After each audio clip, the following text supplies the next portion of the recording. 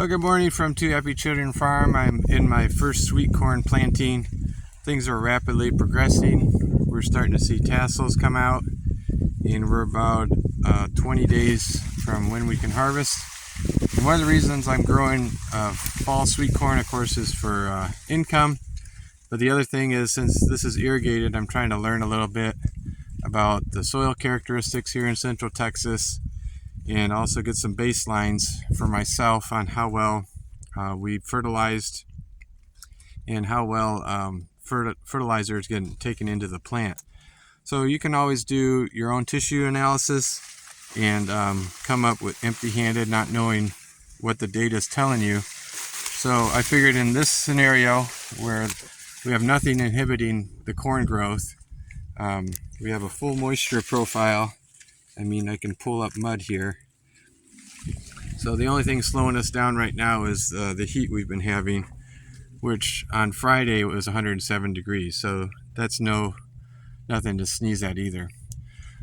So what this is going to do is take a tissue test. There's a 20,000 population, and put out 160 pounds of nitrogen through the tape.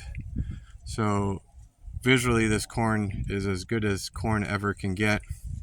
So when I expect to get the nitrogen, phosphorus, potassium numbers out, those are kind of going to be basically what I would hope for in the real world for dry land.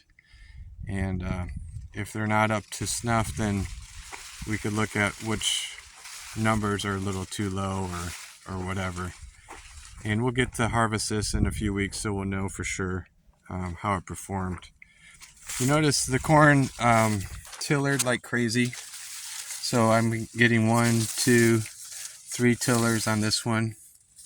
And even with the right spacing, they're going to have a couple tillers on a plant. And at this tissue test, I'm going to be taking the ear leaf. So we don't have silk yet, but here's where the ear is going to be. So we're going to take the ear leaf and send those in for analysis and see what happens. The plants aren't as tall as they were later in the spring. I think that's because of the incredible heat. Kind of slowed down the node to node growth.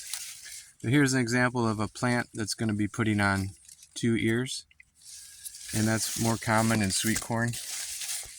You'll get 2 ears. Here's another one with an ear up top and an ear down below. So I'll be pulling the upper ear leaf.